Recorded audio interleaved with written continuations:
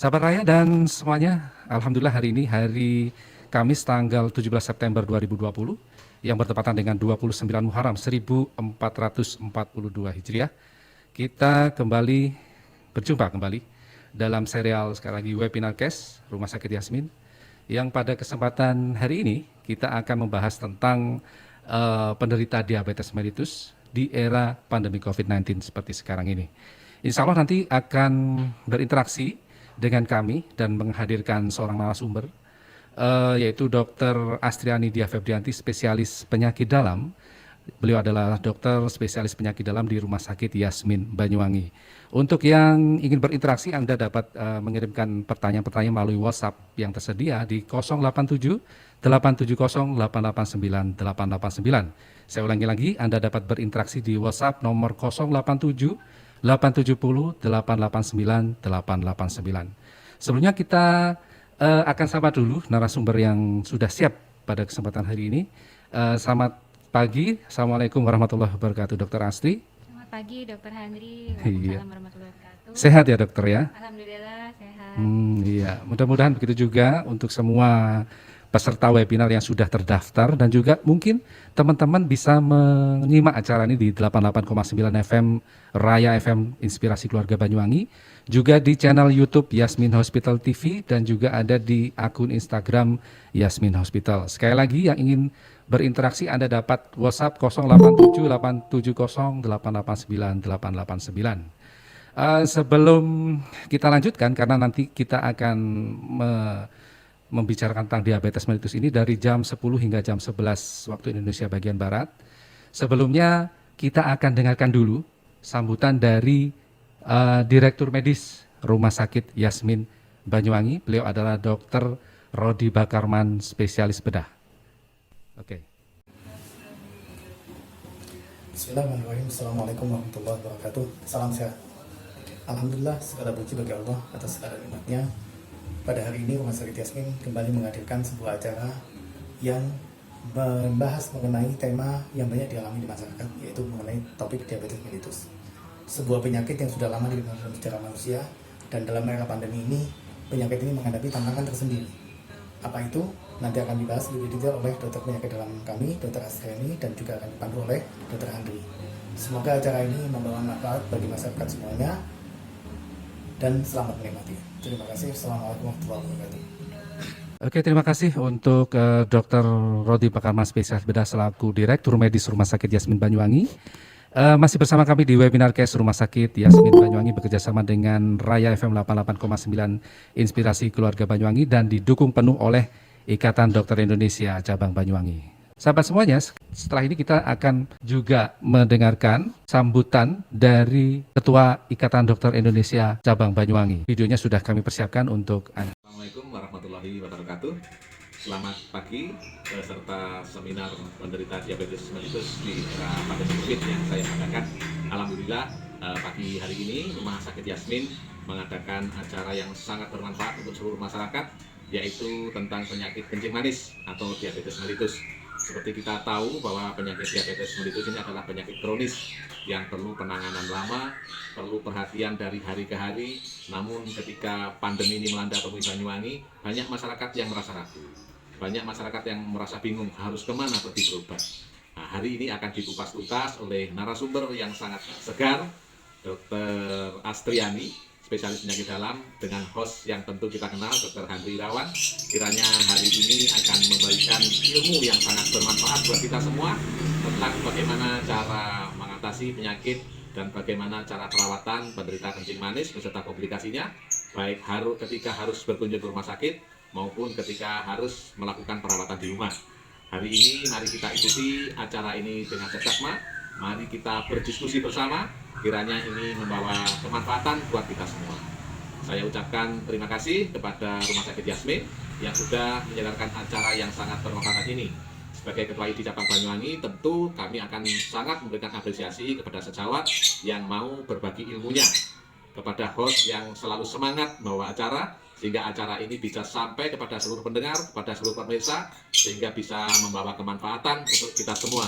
Akhir kata, selamat mengikuti acara pertemuan ini, acara diskusi ini, kiranya akan membawa kemanfaatan buat buat kita semua. Wassalamualaikum warahmatullahi wabarakatuh. Oke, terima kasih. Barusan kita dengarkan bersama sambutan dari Dr. Yos Hermawan. Beliau selaku Ketua Ikatan Dokter Indonesia Cabang Banyuwangi. Oke, sahabat Raya dan peserta webinar cast dimanapun Anda berada. Masih bersama saya, Dr. Handri Irawan dan Dr. Astriani Diah Febrianti, spesialis penyakit dalam, yang nanti akan sekali lagi membahas tentang bagaimana penderita diabetes mellitus di era pandemi COVID. Raya FM 88,9, inspirasi keluarga Banyuwangi. Oke, sahabat Raya dan para peserta webinar cast yang saya cintai, seperti halnya saya katakan tadi bahwasanya pada kesempatan siang hari ini sudah hadir di depan kita semua adalah Dr. Astriani Diah Febrianti, spesialis penyakit dalam. Beliau merupakan dokter spesialis penyakit dalam di Rumah Sakit Yasmin Banyuwangi, yang pada kesempatan siang hari ini akan membahas tentang bagaimana penderita diabetes mellitus di era pandemi COVID. Seperti kita ketahui bersama bahwasanya angka penderita COVID-19 pada akhir-akhir ini memang mengalami banyak sekali peningkatan, ya, dari angka kesakitannya, dan sebagian besar para penderita COVID tersebut mengalami apa yang dinamakan dengan penyakit komorbid atau penyakit penyerta. Dan sahabat sekalian, salah satu penyakit yang penyerta yang banyak sekali ditemukan pada penderita COVID adalah penderita diabetes mellitus. Dan insya Allah terbuka kesempatan untuk Anda semuanya dapat berinteraksi, bertanya kepada kami melalui nomor WhatsApp 087 870 889 889. Bagaimana Dr. Astri? Mungkin kita bisa membahas lebih banyak ya tentang diabetes mellitus pada siang hari ini. Ya, terima kasih atas kesempatannya untuk menyampaikan tema kali ini, webinar kali ini. Pertama-tama saya perkenalkan diri dulu ya. Nama saya Dr. Astriani Diah Febrianti, spesialis penyakit dalam, biasa dipanggil dengan Dr. Astri. Saya bekerja dan berpraktek di Rumah Sakit Yasmin Banyuwangi. Pada kesempatan kali ini saya akan membawakan tema atau judul dengan penderita diabetes mellitus di era pandemi COVID-19. Sebagai latar belakang seperti yang sudah disampaikan oleh Dr. Handri, mengapa saya mengambil tema atau judul tersebut, karena seperti yang kita ketahui bersama bahwa manifestasi klinis dari COVID-19 itu sangat beragam dan luas, dari yang tanpa gejala sama sekali hingga didapatkan gejala yang berat atau membutuhkan penanganan lebih intensif, bahkan membutuhkan alat bantu pernafasan, ventilator. Dari data yang sudah didapat, ternyata dengan gejala yang berat itu didapatkan penyakit komorbid terbanyak adalah diabetes mellitus. Oleh karena itu, dalam kesempatan kali ini saya ingin memberikan informasi atau mengedukasi masyarakat awam pada khususnya untuk gimana sih kalau diabetes mellitus pada era pandemi ini. Iya, ini memang satu informasi yang tidak boleh untuk dilewatkan ya. Oleh karena itu, acara ini kita siarkan melalui berbagai macam platform, baik dari radio 88,9 FM sampai ke channel YouTube. Oke dokter, silakan dilanjutkan. Ya, pertama-tama kita mengenal dulu apa sih diabetes mellitus itu, dok, gitu ya. Di awam kita biasanya mengenal dengan kencing manis. Diabetes mellitus itu adalah penyakit kronik metabolik, jadi penyakit yang berlangsung lama dan mengenai metabolik yang ditandai dengan adanya hiperglikemi. Hiperglikemi itu apa sih, dok? Nah, hiperglikemi itu adalah kadar gula yang tinggi di dalam darah. Biasanya diabetes terjadi karena adanya kecacatan dari atau ketidakmampuan pengeluaran insulin atau kerjanya insulin tidak optimal atau keduanya. Kita klasifikasikan diabetes itu ke beberapa tipe diabetes. Yang pertama, diabetes tipe 1, di mana pada diabetes tipe 1 ini didapatkan jumlah insulin yang rendah, biasanya terkait faktor genetik dan onsetnya pada anak-anak. Kemudian diabetes tipe 2 itu biasanya disebabkan oleh resistensi insulin. Resistensi insulin itu apa sih, dok? Gitu ya. Biasanya ditanyakan.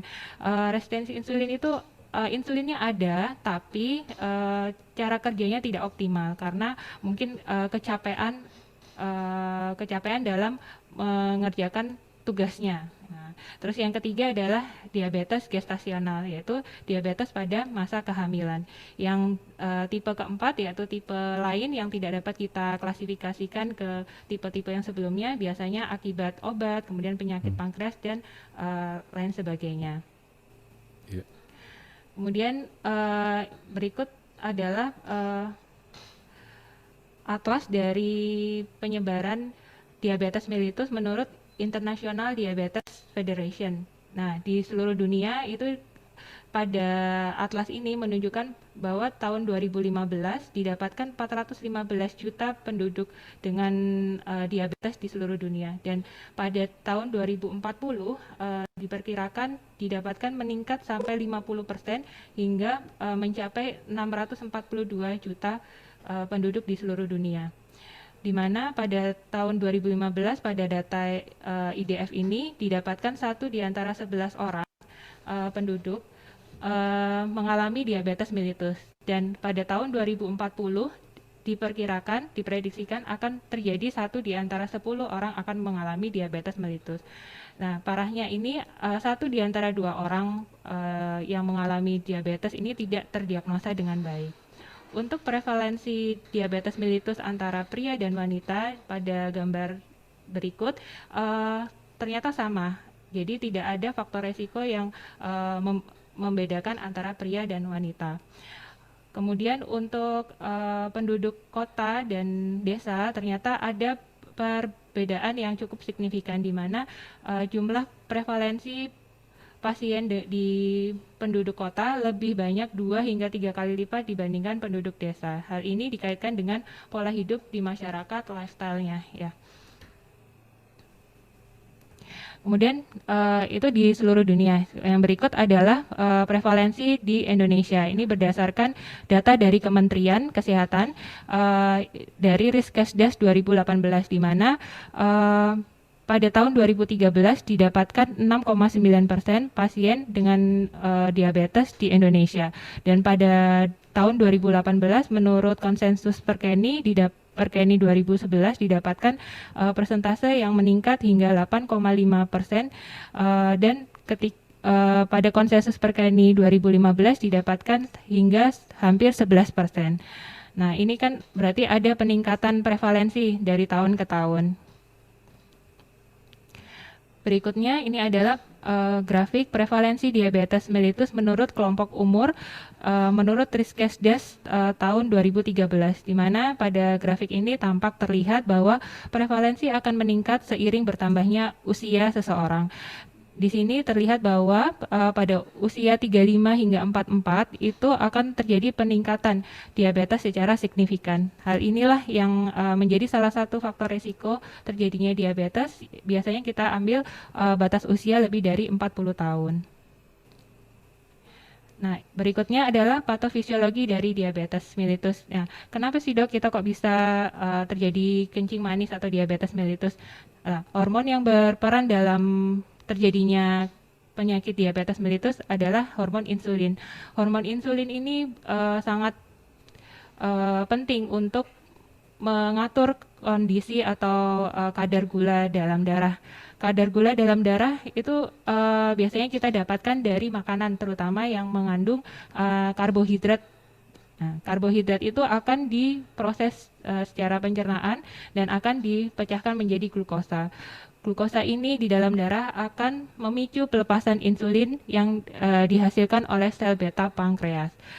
Kemudian apa guna insulin itu dok? Nah, guna insulin ini adalah untuk memasukkan kadar gula darah di dalam darah ke dalam sel-sel jaringan atau otot atau di hati. Gunanya untuk untuk mendapatkan energi untuk melakukan aktivitas sehari-hari. Jadi sumber dari energi yang kita dapatkan sehari itu ya dari glukosa ya dokter ya? Ya, glukosa pada umumnya glukosa. Iya. Ya.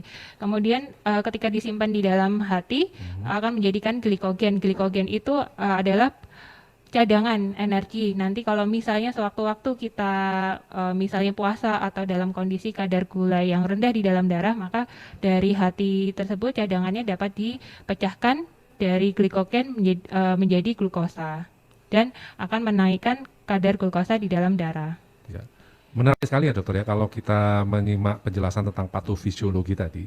Jadi jelas di situ bahwasannya memang Allah menciptakan gula ya. Gula itu nanti dengan melalui berbagai macam proses ya patofisiologi tadi itu seharusnya akan dirubah menjadi energi yang dapat kita pergunakan. Tetapi mungkin karena kadar insulin baik ada maupun tidak dapat diproduksi sehingga kadar gulanya meningkat dalam tubuh gitu dokter ya. Iya. Nah yang sering ditanyakan masyarakat itu kenapa sebetulnya saya itu berpotensi untuk menderita diabetes atau tidak itu dari apa ya dokter ya? Nah, ini slide berikutnya ya. Ya. Tentang faktor risiko. Faktor risiko apa saja sih yang dapat menyebabkan penyakit diabetes mellitus? Nah, faktor risiko itu apa sih? Faktor risiko adalah hal-hal yang bersifat individual, di mana secara statistik dapat meningkatkan risiko terhadap kejadian suatu penyakit. Pada diabetes, faktor risiko dapat kita bagi menjadi dua, faktor risiko yang tidak bisa kita ubah sama faktor risiko yang bisa diubah.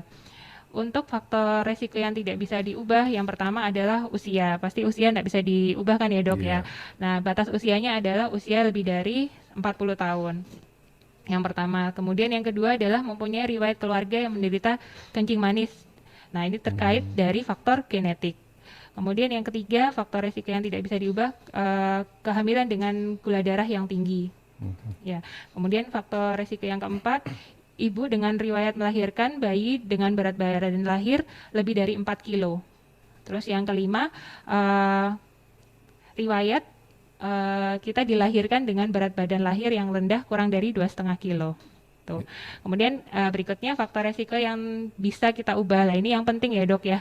Jadi yang dapat kita cegah untuk terjadinya diabetes. Nah, yang pertama adalah faktor kegemukan, obesitas.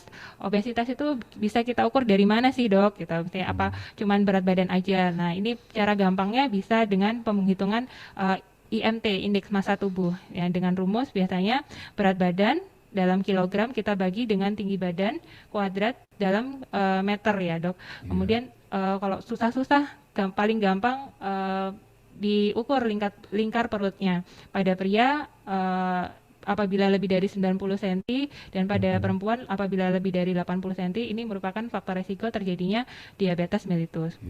Kemudian yang kedua adalah kurangnya aktivitas fisik. Nah, yang ketiga, adanya dislipidemia atau kadar kolesterol yang tinggi, terutama pada kolesterol trigliserid yang cut off-nya lebih dari 250 mg per desiliter. Nah, terus faktor resiko yang berikutnya adalah riwayat sakit jantung. Dan yang berikutnya hipertensi atau tekanan darah tinggi dengan tensi lebih dari 140/90. Dan yang terakhir yang paling sering ini karena lifestyle makanan semua mengandung banyak tinggi gula, garam, lemak dan rendah serat. Contohnya seperti junk food gitu. Jadi memang kita sebagai masyarakat itu memang selayaknya memang harus mengetahui kita tuh punya potensi apa sih. Nah, bagaimana cara kita mengetahui adalah mungkin dengan melakukan general check up yang rutin begitu dok ya. Sehingga kalau kita dapat menemukan faktor risiko itu lebih awal, maka penata laksananya atau pengobatannya akan jauh lebih mudah begitu ya dokter ya? Iya, jadi lebih baik mencegah daripada mengobati kan ya dok? Iya. Nah ini selanjutnya mungkin kita berbicara tentang gejala ya. Karena seperti yang dokter katakan tadi, ada dari 2 orang yang terkena diabetes, itu 1 orang itu tanpa gejala. Nah, bagaimana kita sebagai masyarakat awam itu dapat mengetahui ini gejala kencing manis atau tidak, dokter? Oh ya, slide berikutnya ini adalah gejala penyakit di kencing manis yang sebenarnya jarang kita sadari bahwa sebetulnya itu sudah tanda-tanda awal terjadinya kencing manis. Ya, yang pertama biasanya keluhannya selalu merasa lelah, selalu mengantuk ya. Padahal sudah tidur cukup 8 jam tapi setelah bangun tetap ngantuk aja, tetap kayak kurang energi ya. Itu tanda-tanda mungkin harus diperiksakan lebih lanjut kadar gulanya. Ya. Terus yang kedua adalah frekuensi berurinasi atau berkemih menjadi sering. Ini yang paling sering keluhan disampaikan pada saat pasien ke poli. Jadi, dok, saya tuh kok setiap malam sampai kebangun sampai 3 sampai 4 kali untuk berkemih aja ya gitu. Nah, itu Iya. tanda-tanda. Jadi harus diperiksakan gulanya. Ya. Terus yang ketiga adalah penurunan berat badan tanpa disadari atau tanpa niat ya. Jadi nggak diet, nggak menurunkan porsi makan, tapi berat badan jadi turun. Kemudian yang keempat, luka yang nggak sembuh-sembuh. Biasanya luka cepat sembuhnya, ini kok sampai 1 bulan nggak sembuh-sembuh, nggak nutup-nutup ya dok. Nah itu juga harus diperiksakan gulanya. Kemudian yang berikutnya adalah masalah seksual ya dok. Jadi yang sudah menikah mungkin kok saya keinginan untuk melakukan hubungan berkurang, atau biasanya saya bisa tahan berapa lama, sekarang jadi nggak tahan gitu. Ya kayak gitu harus diperiksakan juga. Kemudian selalu lapar. Nah selalu lapar ini juga salah satu pertanda dari diabetes. Terus kemudian tanda berikutnya adalah ketika datang dengan penglihatan kabur. Nah kalau datang dengan keluhan penglihatan kabur, biasanya ini sudah diabetes yang lama, jadi akan mempengaruhi atau memberikan komplikasi yang lebih lanjut terhadap mata, khususnya bagian retina ya dok, kita sebut retinopati diabetik. Retinopati Oke. diabetik. Ya. Terus kemudian yang berikutnya gejalanya rasa kesemutan atau terasa baal pada ujung-ujung jari, kaki. Gitu. Kemudian yang ke-9 selalu haus, padahal barusan minum kok haus lagi ya dok, ya sama kayak tadi, selalu lapar, selalu haus gitu ya. Terus yang terakhir biasanya pada perempuan ini sering kali terjadi infeksi pada saluran reproduksi, misalnya infeksi saluran kemih, sering keputihan gitu, itu harus di screening untuk gulanya. Iya, ini menarik sekali karena memang gejala-gejala ini yang seringkali terabaikan ya oleh kita, karena di tengah kesibukan kita sehari-hari yang mungkin bekerja dan beraktivitas di luar rumah, ini kadang-kadang gejala-gejala yang ini rada diabaikan begitu. Oh iya, saya ingin menyapa teman-teman yang sudah bergabung melalui Google Meet ya, yang sudah mendaftar melalui link pendaftaran yang sudah kami sebarkan sebelumnya. Bagi yang ada di Google Meet, Anda dapat melihat slide-nya. Sedangkan yang ada di radio, di YouTube, mungkin Anda hanya dapat mendengarkan penjelasannya saja gitu ya. Karena ada beberapa orang teman yang kok nggak ada slide-nya ini.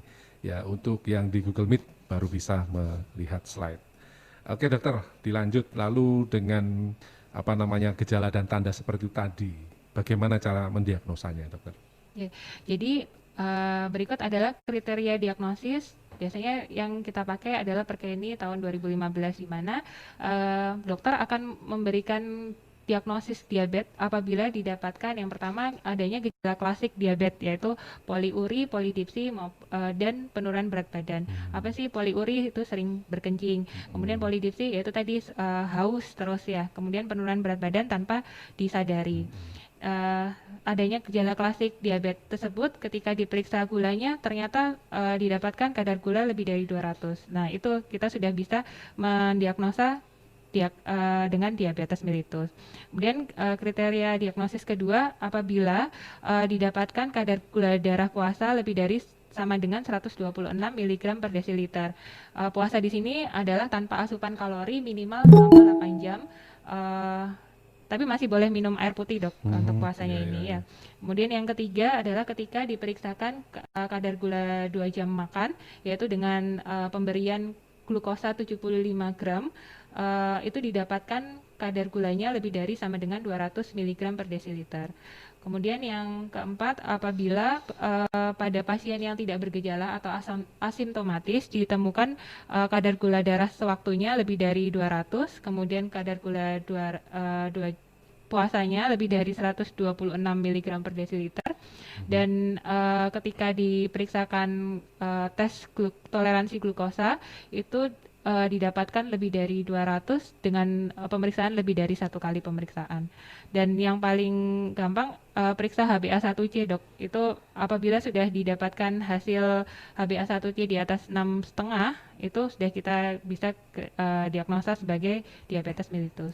Oke, sangat menarik sekali dan saya harap penjelasan yang sudah disampaikan tadi itu dapat menambah informasi ya tentang apa sih sebetulnya diabetes mellitus ini. Nah, sebelum melanjut ke materi selanjutnya, dokter, ini ada pertanyaan ya dari Mas Lukman Hakim yang berada di Jakarta nih ya. Bagaimana prevalensi penderita diabetes di Banyuwangi ya? Apakah desa dan kota juga ada perbedaan dan kira-kira itu seperti apa sih apa namanya perbedaan tersebut, dokter? Kira-kira itu daerah mana yang paling tinggi? Itu maksudnya mungkin orang desa atau orang kota yang lebih berpotensi untuk terkena diabetes, dokter. Ya, jadi untuk data khusus ya, untuk khusus Banyuwangi, prevalensi diabetes antara penduduk kota dan penduduk desa, saya belum dapat datanya. Jadi saya pakai data yang umum saja yang didapatkan di Indonesia dari Riskesdas ya. Itu memang ternyata prevalensi diabetes di penduduk kota itu jauh lebih tinggi daripada penduduk desa. Jadi angkanya bisa 2 hingga 3 kali lipat. 2 sampai 3 kali Iya. lipat ya. Ya, itu terkait pola hidup di masyarakat, Dok, lifestyle ya. Jadi pada penduduk kota biasanya pekerja kantor kan ya, Dok, ya, kebanyakan duduk, Betul. jadi kurang aktivitas. Kemudian di kantor itu kalau mau naik tangga, sekarang fasilitasnya bisa pakai lift ya. Terus sekarang ada aplikasi Gojek, aplikasi Grab, jadi mau pesen apa aja, mau beli apa aja sekarang Iya. dipermudah ya, Dok. Jadi untuk Iya. aktivitas juga akan aktivitas fisik maksudnya akan menurun dan itu akan meningkatkan resiko terjadinya diabetes. Nah, kita bandingkan dengan masyarakat di desa. Pedesaan. Biasanya mata pencarinya adalah petani, nelayan, di mana itu membutuhkan energi. Nah, aktivitasnya juga lebih banyak. Iya. Ya, kemudian dari pola makan juga, Dok, di kota biasanya sering kali banyak kan apa namanya gerai-gerai food, Makanan cepat makanan saji cepat ya. saji, fast food, junk food. Nah, itu kalau di desa kan lebih sayuran, kemudian Di desa mungkin banyak pecel food begitu Pecel ya, food, iya. traditional food yang memang relatif tidak banyak menggunakan bahan-bahan tambahan. Iya. Oke, kami masih membuka interaktif untuk Anda semuanya yang ingin menanyakan langsung kepada Dr. Astriani Diah, spesialis penyakit dalam, di nomor WhatsApp 087 870 889 889. Selanjutnya, dokter, kita sedang berada di era pandemi COVID yang sejak kurang lebih bulan Februari Maret itu mulai masuk ke Indonesia dan hingga kini angka penderita COVID ini terus meningkat juga di Banyuwangi. Dan menurut data yang ada, kebanyakan penderita COVID ini yang mencapai tingkat keparahan dan hingga kematian itu adalah salah satunya karena menderita penyakit diabetes. Sehingga kadang-kadang di masyarakat itu berkembang bahwasanya itu pasien itu sebenarnya bukan meninggal karena COVID tapi karena diabetesnya. Nah, seperti itu. Nah, sejauh mana sih, dokter, diabetes mellitus ini ya itu dapat memperparah pasien COVID-19, dokter? Ya, pertanyaannya bagaimana diabetes mellitus bisa memperparah pasien COVID-19 ya, Dok. Jadi sebenarnya ini saya dapat data-data penelitian yang dilakukan pada tahun 2020 di mana corona terjadi pada tahun ini ya, Dok. Di mana di Cina, penelitian di Cina oleh Yang dan kawan-kawan itu mengungkapkan bahwa penyakit penyerta tertinggi kedua adalah diabetes mellitus pada Iya. corona. Ada Jadi corona. mencapai sampai 9,7%, 9,7%, hampir 10% ya, Dok. Nah, Iya. kemudian tingkat kematian juga pada penelitian Karyo dan kawan-kawan tahun 2020 itu meningkat sampai 4 sampai 7 kali lipat pasien corona dengan DM dibanding pasien corona dengan non-DM. DM. Iya. Kemudian pada penelitian oleh Gressely tahun 2020 juga menunjukkan bahwa kondisi klinis COVID dengan diabetes mellitus itu ternyata gejalanya lebih berat. Iya, ini yang harus disadari oleh masyarakat. Jadi ketika mempunyai penyakit diabetes sebelumnya, itu hal-hal yang harus dilakukan seperti apa? Apakah pasrah saja atau bagaimana ini ya? Oke, dilanjut, dokter. Mengapa sih penderita diabetes mellitus itu berisiko untuk menderita COVID yang berat dibanding yang bukan diabetes, dokter? Nah, pada diabetes mellitus itu terjadi adanya hiperglikemi. Hiperglikemi yang tadi saya sebutkan adalah kadar glukosa darah yang tinggi. Yang tinggi. Kemudian juga adanya tingkat free fatty acid yang tinggi juga, dan adanya kondisi resistensi insulin. Hal inilah yang menyebabkan stres oksidatif, kemudian aktivasi dari protein kinase dan aktivasi dari RAGE yang akan menyebabkan gangguan dalam sistem imun atau kekebalan tubuh, sehingga lebih mudah menghasilkan sitokin-sitokin proinflamasi. Dan hal ini akan memperparah badai sitokin pada corona, dok, yang biasanya itu menjadi bukan kambing hitam. Jadi kenapa kok pada corona ini terjadi gejala yang lebih berat? Kemudian pada diabetes mellitus itu juga tadi terkait dengan peningkatan stres oksidatif akan menyebabkan gangguan fungsi koagulasi. Jadi adanya trombosis, hiperkoagulasi, aktivasi platelet dan lain-lain. Dan yang ketiga, biasanya pada diabetes mellitus itu sudah ada gangguan fungsi organ vital sebelumnya. Jadi ada komplikasi di organ yang lain, dok. Jadi dari jantungnya, ginjalnya, atau di hati itu sudah ada kelainan sebelumnya. Ya, sehingga memang ini yang perlu diketahui bersama ya oleh masyarakat semuanya, bahwasanya jangan sampai mengabaikan ya. Ketika kita mempunyai riwayat diri maupun keluarga itu dengan diabetes mellitus, kita harus lebih waspada dan lebih menerapkan protokol kesehatan dengan lebih baik lagi, gitu, dokter ya. Iya. Karena memang adanya kelainan-kelainan tersebut yang itu disebabkan karena penyakit diabetes sebelumnya itu akan sangat memudahkan virus COVID-19 ini untuk merusak, begitu, dokter ya, kurang lebih begitu ya. Memperparah kondisi coronanya. Memperparah, iya. Lalu ketika hal ini sudah terjadi ya, misalkan seorang memiliki riwayat diabetes, lalu bagaimana saran-sarannya yang harus dilakukan selama COVID atau selama pandemi ini, dokter? Ya, berikut adalah saran untuk pengidap diabetes mellitus di tengah pandemi. Apa sih yang harus kita lakukan ya sebagai penderita diabetes? Yang pertama pasti berusaha agar tidak tertular, dok. Gimana cara tidak tertular? Seperti yang sudah disampaikan oleh pemerintah, yaitu cegah corona dengan cuci tangan pakai sabun atau antiseptik, pakai masker bila keluar rumah, kemudian konsumsi makanan yang bergizi, rajin berolahraga, istirahat secukupnya, kemudian minum air yang cukup, kurang lebih 8 gelas sehari, rajin-rajin bersih-bersih lingkungan sekitar, kemudian tidak mengkonsumsi makanan yang mentah, dan berdoa. Ya, perihal berdoa ini memang seringkali harus diingatkan juga ya, selain kita melaksanakan protokol kesehatan ya. Iya, penting, dok. Penting sekali. Oke.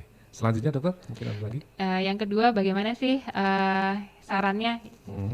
Yang pasti harus tahu target pengendalian gula pada diabetes mellitus pada dirinya sendiri. Nah, itu yang harus kita tahu.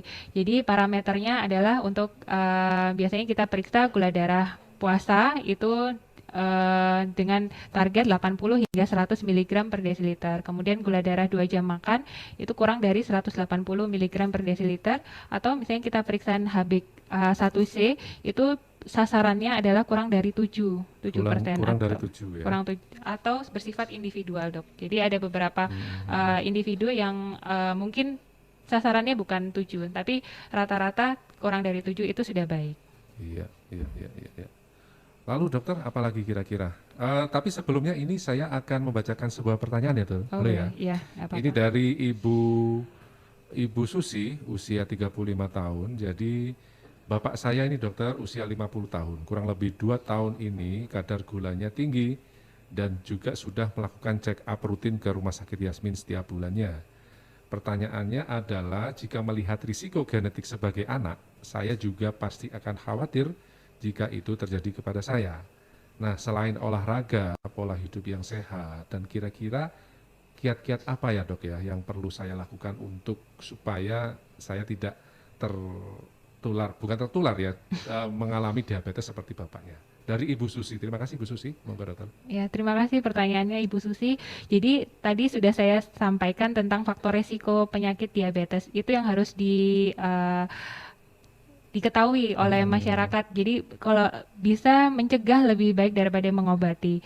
Kalau misalnya kita memiliki ayah atau ibu yang menderita diabetes, berarti kita sudah mempunyai satu faktor resiko itu, dok. Nah, itu sudah warning gitu. Terus dilihat lagi usia kita berapa. Misalnya usianya lebih dari 40, ya itu faktor resiko kedua. Kemudian kita lihat lagi ternyata kalau kita hitung lingkar perut kita, Ibu Susi lebih dari 80 cm misal ya. Nah, itu sudah 3 faktor resiko. Atau misalnya ternyata Ibu senang makan yang junk food. Nah, itu bisa faktor risiko keempat. Nah, dari 4 faktor risiko itu berarti kan kita sudah memiliki faktor risiko yang banyak ya, dok. Jadi saran saya satu, periksa kadar gula, screening ya, dok ya, bukan ya screening kadar gula minimal 1 tahun sekali. Minimal. 1 tahun sekali, Bu Ya, Susi. untuk mengetahui Iya. apakah ada peningkatan kadar gula di dalam tubuh kita. Jadi kalau misalnya masih tahap-tahap awal, itu masih bisa kita cegah atau kita kontrol dengan pola hidup sehat dari makanan, dari olahraga, dari mungkin aktivitas fisiknya ditambah gitu. Jadi tidak langsung pasien diabetes langsung kita ujuk-ujuk kasih obat Obat, anti nah. diabetes. Iya. Ini yang perlu digarisbawahi juga ya, teman-teman sekalian, bahwasanya memang sekali lagi tidak ujuk-ujuk ketika misalnya kita memeriksakan kadar gula darah kita dan ditemui tinggi lalu harus minum obat. Nah, tidak seperti itu seharusnya, tapi harus dilakukan langkah-langkah seperti pengendalian hal-hal lain ya, dokter ya. Ya. Seperti pola hidup tadi itu, dokter ya. Iya, mungkin di belakang Bu Susi bisa menanyakan perihal apapun tentang diabetes mellitus kepada Dr. Astriani pada kesempatan siang hari ini. Dapat berinteraksi di WhatsApp 087870889889. Masih ada di 10:47 waktu Indonesia bagian Barat. Kita akan bersama dengan Dr. Astriani hingga pukul 11 waktu Indonesia bagian Barat nanti.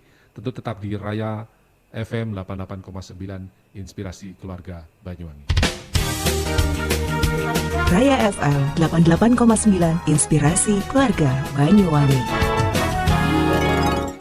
Nah, menarik sekali ya. Setelah mengetahui targetnya tadi tentang pengendalian gula darah pada diabetes mellitus. Nah, setelah ini bagaimana caranya, dokter, untuk mengendalikan kadar gulanya ini, dokter?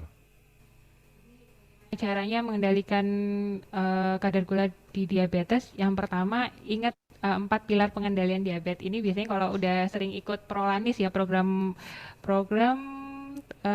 penyakit kronis ya, dok, biasanya di puskesmas ya. itu ISKTP itu biasanya udah ada edukasi tentang pengaturan makanan, kemudian olahraga. Biasanya kalau olahraga itu senam diabetes ya, dok, dari seri 1 sampai 7 itu biasanya disampaikan. Kemudian yang terakhir baru minum obat, dok. Jadi yang pertama tuh malah edukasi, dok, yang penting. Minum obat itu malah yang terakhir. Sehingga sebetulnya kalau datang ke tempat praktik dokter itu tidak sepenuhnya pasti dapat obat ya harusnya, dokter. Iya, kita lihat juga kadar gula saat datang pertama kali. Iya. Oke, tadi itu ada saran-sarannya, dok ya, sudah disebutkan tadi adalah cegah agar tidak tertular corona, lalu kita harus tahu target pengendalian gula darahnya. Nah, yang ketiga dan selanjutnya apalagi, dok, sarannya, dokter? Yang ketiga ini pasti stop merokok. Penyakit apapun atau orang sehat pasti kita disuruh stop merokok ya. Kemudian yang berikutnya juga jangan stres, karena stres itu akan berhubungan dengan pelepasan hormon insulin. Jadi dia akan menurunkan hormon insulin. Jadi ketika hormon insulin kita turun, kadar glukasa kita akan banyak tapi tidak bisa masuk ke dalam jaringan, dan itu kita bikin selalu lapar, selalu kurang berenergi gitu. Jadi ada hubungannya antara stres dengan kadar insulin di dalam darah. Kemudian yang keempat, kontrol teratur. Kontrol teratur ini ya walaupun di dalam pandemi ini tetap harus kontrol ke rumah sakit atau dokter yang biasanya ditemui.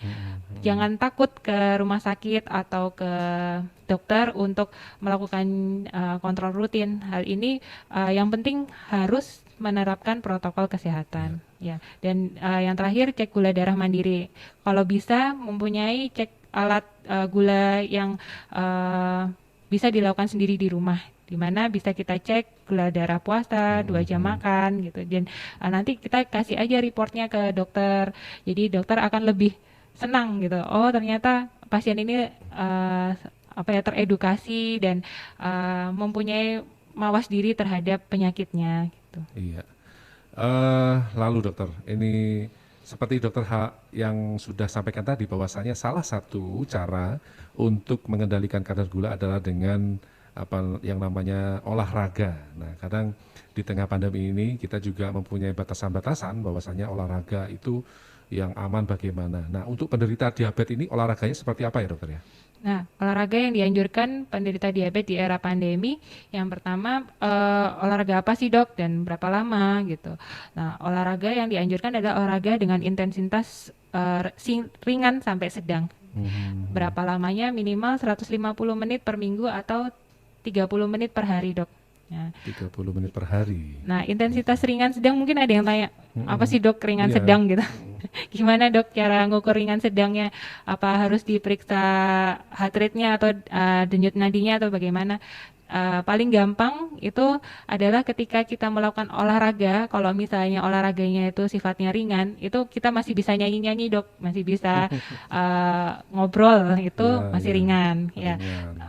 Kalau sedang itu masih bisa kita ngobrol tapi belum bisa nyanyi-nyanyi dok. Nah kalau udah berat biasanya untuk nafas aja susah dok. Nah itu itu kita gampang-gampangnya gitu aja ya. Terus contohnya apa sih dok olahraganya gitu? Yang gampang ya jalan kaki, sepeda statis, kemudian senam lansia, yoga, senam diabetes dari seri 1 sampai 7 itu ada dok di YouTube. Jadi kalau mau ngikutin bisa di rumah tanpa harus keluar rumah. Tapi jangan lupa kalau cari di YouTube, subscribe dulu channel YouTube kita, Yasmin Hasbulur TV gitu ya. Betul betul. Iya, iya. Lanjut dokter. Kemudian sebaiknya di luar rumah atau di dalam rumah ya gitu. Nah ini. Ya kalau dalam kondisi corona gini sebaiknya di dalam rumah, di mana akan mengurangi paparan dari virus corona. Iya, karena memang kita juga dilanda demam sepeda ya, karena beberapa pekan-pekan ini memang banyak sekali masyarakat yang bersepeda di pagi maupun sore hari. Nah, saran saya memang jika itu yang akan dilakukan, maka tetaplah berpegang teguh pada protokol ya. Dari jaraknya juga dijaga, lalu sebaiknya menggunakan masker, walaupun ada juga bahaya juga ya dokter ya, kalau bersepeda, karena kita bersepeda itu membutuhkan oksigen yang sangat banyak, lalu di maskerin itu bisa jadi kekurangan oksigen juga dokter ya. Ya, jadi ada protokol bagaimana menggunakan masker pada sepeda, iya. Ya, yang pasti selalu diikuti ya teman-teman sekalian. Dan sekali lagi saya masih membuka kesempatan untuk bertanya, berinteraksi dengan kami di 087 870 889 889. Dan acara ini terselenggara berkat kerjasama Rumah Sakit Yasmin Banyuwangi, Raya FM 889 Inspirasi Keluarga Banyuwangi, dan Ikatan Dokter Indonesia Cabang Banyuwangi. Ya, sudah kurang lebih 5 menit lagi acara ini akan berakhir. Mungkin tips-tips apa lagi dokter yang bisa dibagikan untuk masyarakat semua bagaimana menjaga diabetesnya supaya terkendali di masa pandemi ini dokter? Ya, intinya tetap minum obat rutin ya dari dokter, kontrol rutin ke dokter untuk mengevaluasi penyakit diabetesnya, untuk mengendalikan kadar glukosa di dalam darahnya, karena pengendalian glukosa di dalam darah itu dok penting sekali untuk mempertahankan sistem imunitas atau daya tahan tubuh kita di era pandemi ini dok. Gitu. Jadi utamanya adalah pengendalian kadar glukosa di dalam darah. Dan jangan stres tadi dok. Jangan stres, tetap dikontrol, dan kalau perlu punya alat kontrol sendiri untuk kemudian hasilnya disampaikan kepada dokter gitu ya.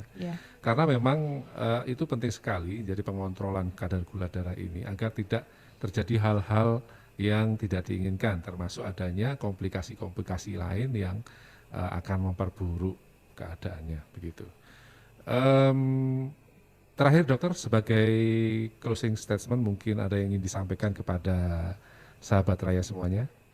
Ya, sebagai ringkasan untuk take home message ya dok, bagi penderita diabetes mellitus di era pandemi ini, hendaknya tetap konsumsi obat diabetes secara teratur agar gula darahnya dalam kondisi yang stabil, di mana pengendalian kadar gula darah itu penting untuk mempertahankan sistem imun atau daya tahan tubuh seseorang di era pandemi. Jangan takut ke rumah sakit atau kontrol ke dokter rutin jika memang dibutuhkan untuk mendapatkan obat atau mengevaluasi kadar gulanya, asalkan tetap menerapkan protokol kesehatan. Kemudian saya berharap juga pasien dan masyarakat umum selalu membantu pemerintah dan peduli terhadap sesama ya dok, dengan sadar diri untuk jangan bosan-bosan mematuhi protokol kesehatan guna mencegah penularan corona COVID-19 ini. Semoga kita selalu dalam lindungannya dok. Amin ya rabbal alamin. Oke, menarik sekali yang kita bicarakan selama kurang lebih 1 jam ini dengan beliau Dr. Astriani Diah Febrianti, spesialis penyakit dalam yang berpraktek di Rumah Sakit Yasmin pada hari Rabu dan Kamis pukul pukul 8.00 sampai 13.00 waktu Indonesia bagian Barat. Atau jika dari acara kita ini masih ada juga yang belum jelas, Anda dapat datang ke prakteknya di Rumah Sakit Yasmin. Terakhir saya ingin menyampaikan terima kasih kepada seluruh pihak yang sudah mensupport acara ini terselenggara dengan baik. Ucapkan terima kasih kepada manajemen Rumah Sakit Yasmin Banyuwangi. Begitu juga kepada pengurus ketua dan pengurus Ikatan Dokter Indonesia Cabang Banyuwangi, Dr. Yos Hermawan dan rekan-rekan. Juga dari Raya 88,9 Inspirasi Keluarga Banyuwangi. Kita sudah berada di ujung acara dan saatnya saya undur diri. Sebelumnya saya ucapkan terima kasih kepada Dr. Astri Ya, yang terima sudah kasih kembali meluangkan waktunya. sudah memberikan kesempatan saya dokter Oke. untuk memberikan informasi. Tetap semangat dokter dan jaga kesehatan selalu bersama Ya, keluarga. amin. Assalamualaikum dokter. Salam. Oke sahabat semuanya, kita berada di ujung acara. Insya Allah kita akan berjumpa kembali di serial webinar case selanjutnya. Saya ucapkan terima kasih buat Anda yang sudah bergabung melalui Google Meet. Anda yang sudah bergabung di sana nanti akan mendapatkan e-sertifikat yang akan kita kirimkan melalui nomor WhatsApp dan email yang sudah terregistrasi kepada kami. Juga kepada para pemirsa yang ada di channel YouTube Yasmin Hospital TV, terima kasih sekali Anda sudah bergabung dengan kami. Di Instagram Yasmin Hospital juga terima kasih Anda ikut meramaikan acara ini, dan juga seluruh pendengar di Raya 88,9 Inspirasi Keluarga Banyuwangi. Akhir kata, saya meminta maaf apabila dalam pembawaan acara ini tadi kurang berkenan. Sampai berjumpa lagi. Mari kita tutup dengan doa penutup panjiris. Subhanakallahumma wa bihamdika asyhadu alla ilaha illa anta astaghfiruka wa atubu ilaik. Wassalamualaikum warahmatullahi wabarakatuh. Raya FM 88,9 Inspirasi Keluarga Banyuwangi.